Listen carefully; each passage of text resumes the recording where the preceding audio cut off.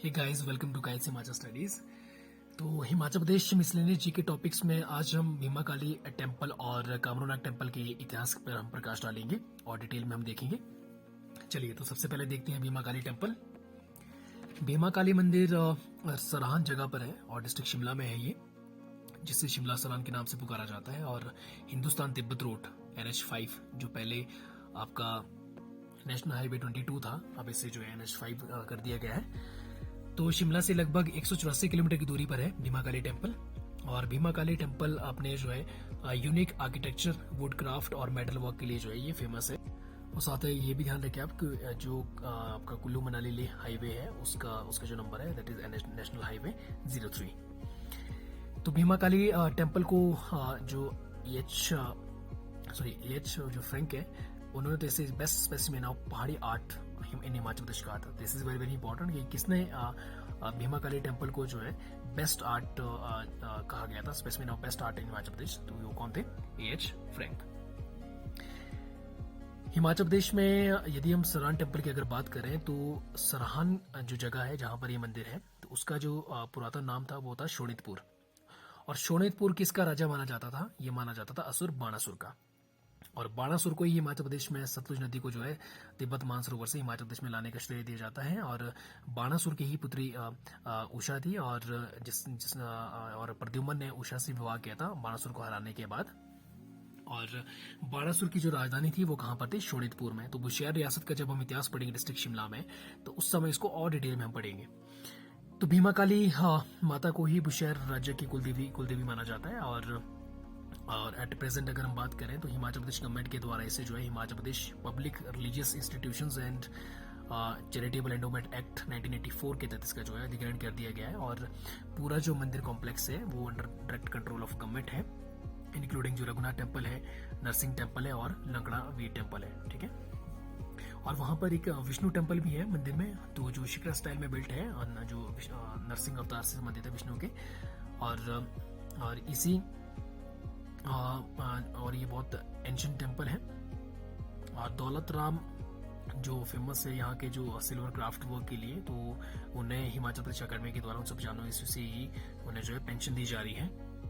तो सराहन में जो भीमा काली मंदिर है ये बहुत भव्य और बहुत सुंदर मंदिर है। और आपको मैं एक मिसलेनियस इन्फॉर्मेशन भी दे दूं कि हिमाचल प्रदेश में और पूरे वर्ल्ड में हम कह सकते हैं कि पूरे वर्ल्ड में एकमात्र जो वेस्टर्न ट्रैगोपैन मिलेनोसिफेलस इम्पिजिनस, जिसे जुजराना कहते हैं, तो इसका एकमात्र जो ब्रीडिंग सेंटर है, कैप्टिविटी है, वो हिमाचल प्रदेश में एक ही जगह पर है, वो है शिमला सराहन में, Sarahan pheasantry. So this is very very important. और बाकी जुजराना जो वेस्टर्न ड्रैगोपैन है वो ग्रेटर हिमालय नेशनल पार्क जो है उस रीजन में भी वेस्टर्न ड्रैगोपैन पाया जाता है। और इस पक्षी को जो है प्यारा और जाजी इस नाम से भी पुकारा जाता है, वेस्टर्न ड्रैगोपैन को। लेकिन एट प्रेजेंट वर्तमान में अगर बात करें तो भीमा काली माता का जो पुराना मंदिर है वो अब थोड़ा सा झुक गया, उसका एक किनारा। और ये किस वजह से हुआ कि जो 4 अप्रैल 1905 ईस्वी को जो भूकंप आया था, जिससे हिमाचल प्रदेश के कांगड़ा डिस्ट्रिक्ट में खासकर बहुत तबाही मची थी, तो उसकी वजह से जो है टेम्पल एक कोना इसका झुक गया है। और अब जो है जितने भी देवी की मूर्तियां हैं वो सारी की सारी न्यू टेम्पल में रख दी गई हैं। और 3rd फ्लोर पे है ये भीमा काली माता की मूर्तियां। और जो मेन आइडल है वो 3rd फ्लोर पे है, जिसकी हाइट लगभग 3.5 फुट है। और 4th फ्लोर पे दुर्गा माता के भी जो दुर्गा माता की सिल्वर से बनी हुई, चांदी से बनी मूर्ति रखी गई है वहाँ पे। और यहाँ पे एक म्यूजियम भी है जहाँ पे मूर्तियाँ और कुछ अदर मटेरियल्स रखे गए हैं।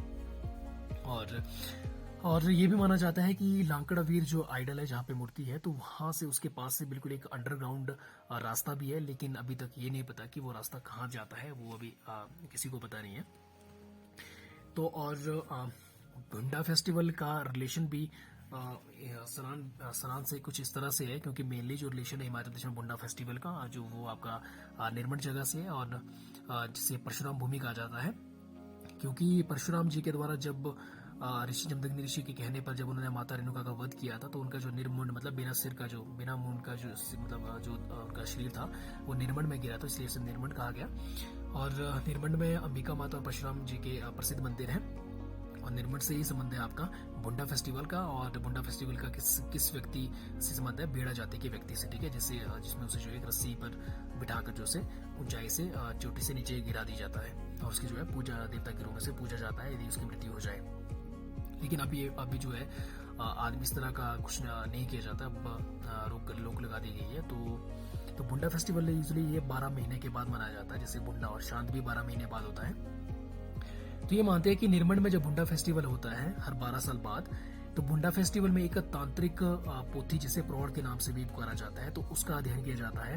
तो बोलते हैं कि ऐसा माना जाता है कि वैसे ही तांत्रिक पोथी जो है सरान के पास जो राविन विलेज है तो वहां पर भी है। तो इसीलिए जब भी निर्मंड में बुंडा फेस्टिवल का आयोजन किया जाता है तो उस समय राविन गांव के जो ब्राह्मण है उन्हें भी वहां पर बुलाया जाता है। चलिए नेक्स्ट देखते हैं कामरूनाग मंदिर।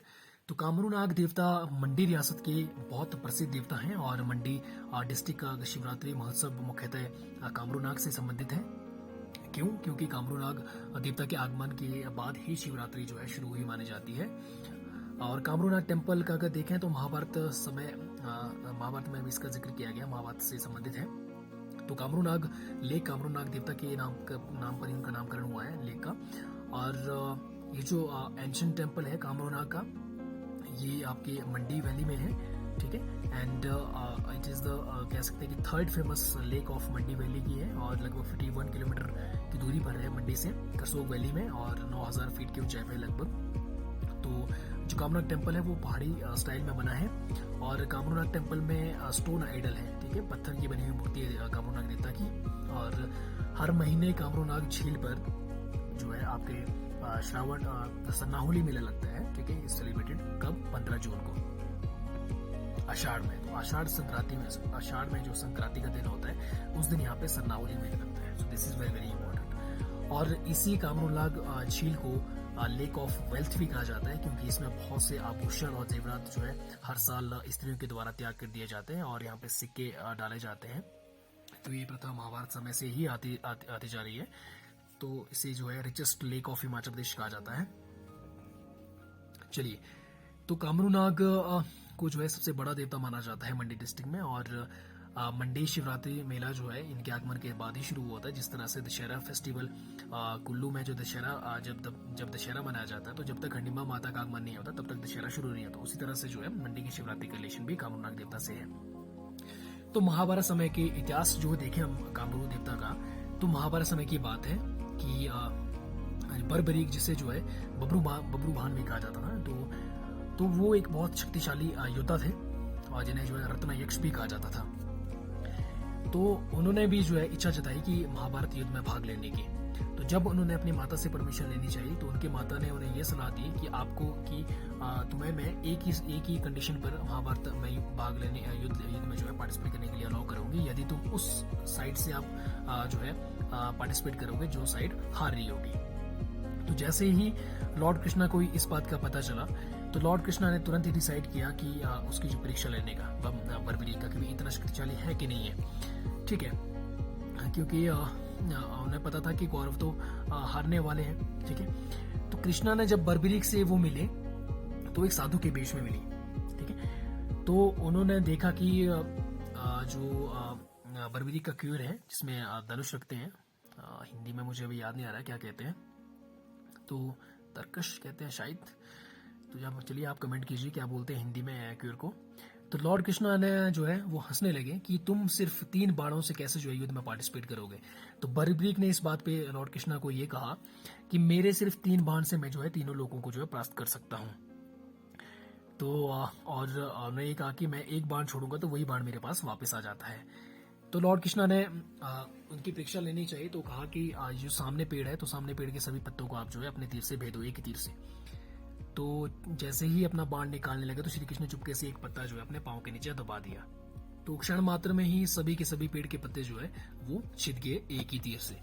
तो श्री कृष्ण ने जब जैसे ही बर्बरीक उनकी ओर आने लगे तो उन्होंने एकदम से पैर हटाया तो उन्होंने देखा कि पैर के नीचे दबा हुआ पत्ता भी जो है उस पर भी छेद हो गया था। तो अब श्री कृष्ण अपनी माया जो है वो दिखाने लगे। तो श्री कृष्ण ने ये कहा कि अब तुम्हें मुझे जो है एक जो है विवादा करना पड़ेगा, वरदान देना पड़ेगा, ठीक है, जो भी मैं मांगूंगा तुम्हें देना पड़ेगा। तो बर्बरीक ने कहा कि ठीक है आप मांगिए। तो श्री कृष्ण ने फिर उससे जो है अपना जो असली रूप धारण किया और उसके बाद जो श्री कृष्ण ने उसका सर मांग लिया। लेकिन अब बर्बरीक ने एक इच्छा जताई थी कि उसने महाभारत का युद्ध देखना है, तो श्री कृष्ण ने उसका सिर जो है ऐसी जगह लटका दिया ऊंचे स्थान पर जहां से वो पूरा महाभारत का युद्ध देख सकता था। तो अब बर्बरीक जिस जिस दिशा में बर्बरीक का सिर घूमता था वो दिशा जो है, उस दिशा में जो सेना जो है वो जीतने लग जाती थी। तो ऐसा करते हुए, ऐसा देखकर श्री कृष्ण ने क्या किया, उसका सिर उस तरफ घुमा दिया जिस तरफ पांडव थे। तो अब जो है पांडवों की लड़ाई जो जीत है वो सुनिश्चित हो गई।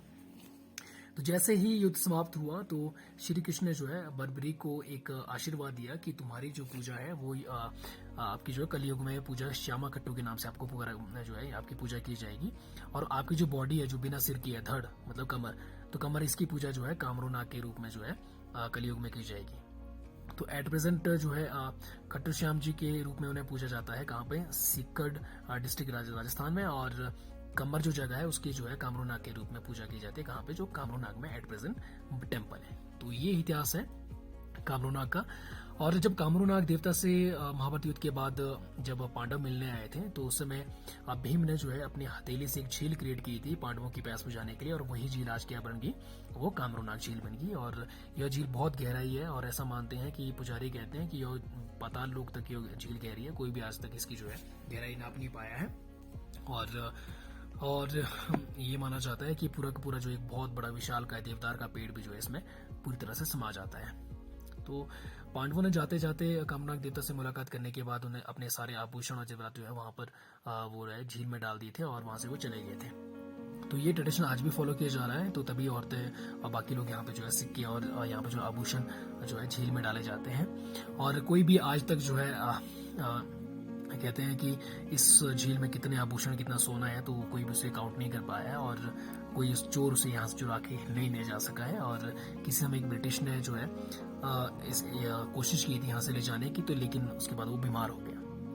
तो इस तरह से, और कामरूनाग की जो है मंडी वैली में इसे जो है एक वर्षा देवता के रूप में भी कामरूनाग की पूजा की जाती है। तो ये था इतिहास आपके भीमा काली मंदिर का, भीमा काली माता मंदिर का और कामरूनाग देव टेम्पल का। क्योंकि भीमा काली मंदिर आपके डिस्ट्रिक्ट शिमला में है, सरहान जगह पर, और कामरूनाग देवता मंदिर कहाँ है, कामरूनाग में, कसोग में, डिस्ट्रिक्ट मंडी में। Please like, comment and share if you like the content. Thank you so much for watching till and.